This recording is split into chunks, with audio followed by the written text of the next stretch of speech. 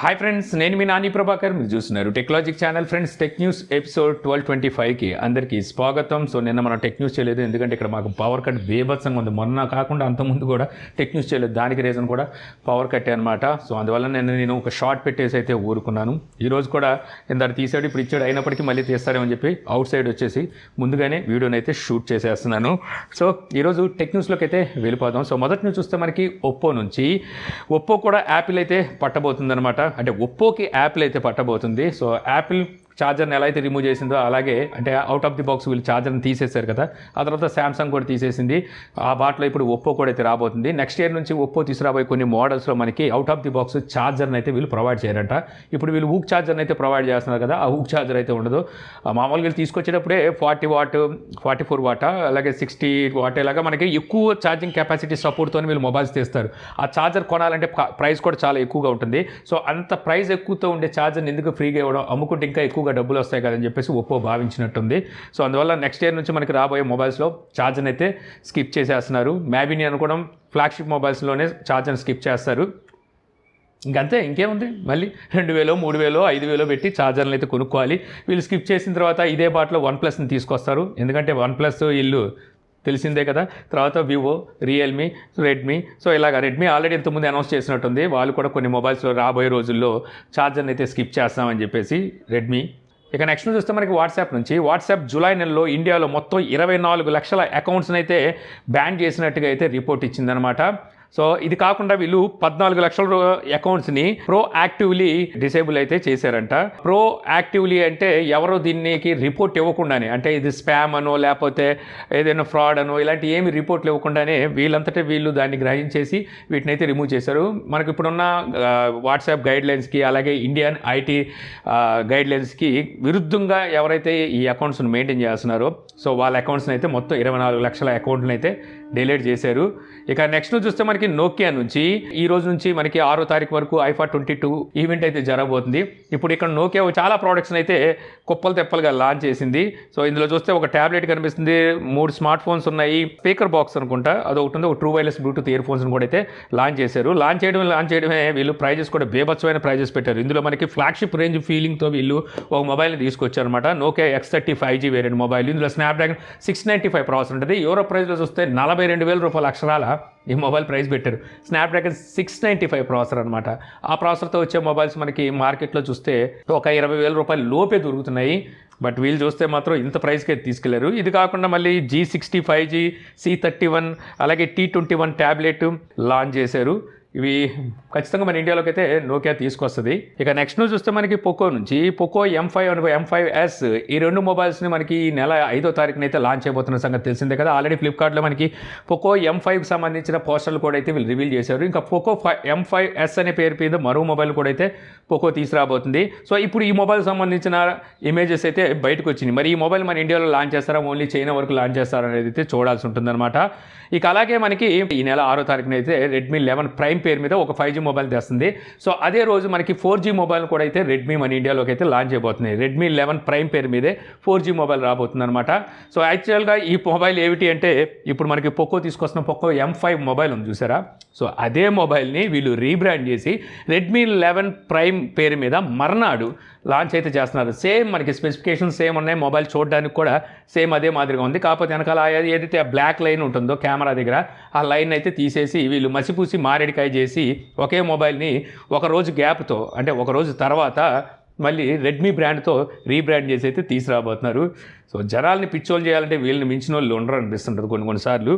ఇక నెక్స్ట్ చూస్తే మనకి శాంసంగ్ యాపిల్ని ఫోక్ చేయడం, ఒకప్పుడు యాపిల్ కూడా శాంసంగ్ ఫోక్ చేసింది. సో వీళ్ళు ఒకరినొకరు కెలుక్కోవడం అందరికీ తెలిసిందే కదా. అయితే ఇప్పుడు మనకి సెప్టెంబర్ 7వ తారీఖున యాపిల్ iPhone 14 సిరీస్ని అయితే లాంచ్ అయిపోతుంది, అందరికీ తెలిసిన విషయమే.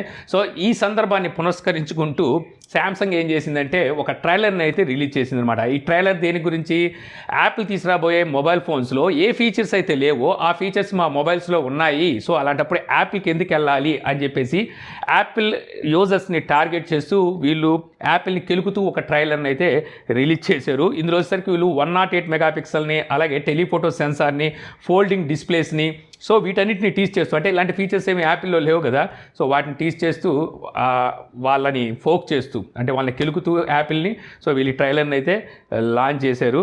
సో ఒకప్పుడు యాపిల్ నాచ్ తీసుకొచ్చిన కొత్తలో ట్రెడిషనల్ నాచ్, అప్పుడు కూడా ఇలాంటి ట్రైలర్స్ని అయితే శాంసంగ్ లాంచ్ చేసింది. అంత బిఫోర్ కూడా యాపిల్ అంతకుముందు బ్లూటూత్ షేరింగ్ ఈ ఫీచర్స్ ఉండేవి, ఇప్పటికీ ఫీచర్స్ లేదనుకోండి, వాటి మీద కూడా ఇంతకుముందు ట్రోల్స్ చేసింది. సో ఇవి మనకి హెల్తీగా ఉన్నంతసేపు ఏ ప్రాబ్లం అయితే ఉండదు, కానీ ఇది కొంచెం శృతి మించింది అనుకోండి, ఫ్యాన్స్ కొట్టుసస్తూ ఉంటారు సోషల్ మీడియాలో వాటిల్లో. ఇక నెక్స్ట్ నుంచి చూస్తే మనకి ట్విట్టర్ ఎడిట్ బటన్ తెస్తుందని ఎప్పటి నుంచో మనం మాట్లాడుకుంటూ ఉన్నాం కదా. సో నెక్స్ట్ మంత్ నుంచి ఈ ఎడిట్ బటన్ని ఎవరైతే ట్విట్టర్ బ్లూ సబ్స్క్రైబర్స్ ఉంటారో, అంటే పెయిడ్ సబ్స్క్రైబర్స్ అనమాట, సో వీళ్ళని ముద్దుగా బ్లూ అని చెప్పేసి అయితే పిలుచుకుంటూ ఉంటుంది. డైరెక్ట్గా పెయిడ్ సబ్స్క్రైబర్స్ అంటే వాళ్ళు ఫీల్ అవుతారు అనుకుంటుందేమో. అయితే వీళ్ళకి వచ్చేసరికి రోల్ అవుట్ చేయడం అయితే స్టార్ట్ చేయబోతున్నారనమాట. సో మెల్లమెల్లగా ఒకరి తర్వాత ఒకరికి వీళ్ళు ఇప్పుడు రోల్ అవుట్ అయితే చేస్తున్నారు. ఇకపై నుంచి ట్విట్టర్లో ఏదైనా పోస్ట్ చేసామనుకోండి, వెంటనే మన అభిప్రాయం అనేది 30 నిమిషాల్లో మార్చుకోవచ్చు అనమాట. 30 నిమిషాల లోపు మళ్ళీ దాన్ని ఎడిట్ చేసి దాన్ని రీపోస్ట్ అయితే చేయొచ్చు. అంటే అదే పోస్ట్ని ఎడిట్ చేయొచ్చు. ఎవరి గురించి అని మనం గొప్పగా చెప్పి 30 నిమిషాల్లో వాళ్ళ మీద అభిప్రాయం మార్చేసుకొని వెంటనే వాళ్ళని తిట్టేసామనుకోండి, మన ఫాలో అయ్యే ఫాలోవర్స్ వెంటనే బకరాలు కూడా అవ్వచ్చు అనమాట. ఇలాంటి మంచి అవకాశాన్ని పెయిడ్ సబ్స్క్రైబర్స్కి అయితే ట్విట్టర్ త్వరలో తీసుకురాబోతుంది. ఇక నెక్స్ట్ న్యూస్ చూస్తే మన ఇండియాలో 12,000 రూపాయల లోపు చైనా మొబైల్స్ని బ్యాన్ చేస్తారని న్యూస్ అయితే రీసెంట్గా బాగా హల్చల్ చేసిన సంగతి తెలిసిందే కదా. సో ఆ తర్వాత మళ్ళీ మనకు న్యూస్ వచ్చింది, సో ఇది బ్యాన్ కాకపోవచ్చు అని చెప్పేసి. సో ఇవి ఇప్పుడు కన్ఫర్మ్ అయితే అయిందనమాట. మొత్తానికైతే గవర్నమెంట్ని సాటిస్ఫై చేశారు ఈ కంపెనీలు వచ్చేసరికి. రెడ్మీ, షౌమీ, తర్వాత ఒప్పో, సో ఇలాంటి బ్రాండ్స్ అయితే బ్యాన్ అవుతాయి అనుకున్నాం. వీళ్ళందరూ అయితే గవర్నమెంట్ని చాలా చక్కగా సాటిస్ఫై చేసినట్టుగా ఉన్నారు. సో ఇప్పుడు వచ్చేసరికి ఐటీ మినిస్టర్ కన్ఫర్మ్ చేశారనమాట. సో ఈ సెగ్మెంట్ అంటే 12,000 లోపు ఉండే సెగ్మెంట్ అయితే ఏమీ బ్యాన్ చేయట్లేదు అని చెప్పేసి చేసేసారు. సో ఏం లేదు, పరస్పర సంబంధాలకు చక్కగా మెయింటైన్ చేసుకుంటూ వాళ్ళకి కావాల్సింది వాళ్ళకి ఇచ్చేసి మనకు కావాల్సింది మనం తీసుకున్నంతసేపు ఇటువంటి ప్రాబ్లమ్స్ అయితే ఉండవు.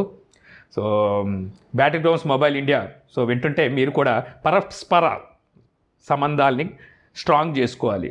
ఇక నెక్స్ట్ నుంచి చూస్తే ఐక్యూ G6 లైట్ ఐక్యూ మన ఇండియాలో లాంచ్ అయితే చేయబోతుంది. ఆల్రెడీ ఈ మొబైల్ మనకి బ్యూరో ఆఫ్ ఇండియన్ స్టాండర్డ్స్లో కొన్ని సర్టిఫికేషన్లో కూడా స్పాట్ అయిన సంగతి తెలుసు. రీసెంట్ డేస్లోనే మనం ఒకసారి మాట్లాడుకున్నాం. ఈ మొబైల్లో మనకి స్నాప్డ్రాగన్ 4 సిరీస్ చిప్ సెట్ అయితే ఉండబోతుందని చెప్పేసి. అయితే ఇప్పుడు వస్తున్న న్యూస్ ప్రకారం చూస్తే ఇందులో యూజ్ చేసే ఆ ప్రాసెసర్ వచ్చేసరికి స్నాప్డ్రాగన్ 4 సిరీస్లో మొట్టమొదటి ప్రాసెసర్ ఇదే అవుతుందన్నమాట ఈ మొబైల్లో వచ్చేది. అంటే ఒక కొత్త ప్రాసెసర్తో అయితే ఈ మొబైల్ని తీసుకురాబోతున్నారన్నమాట.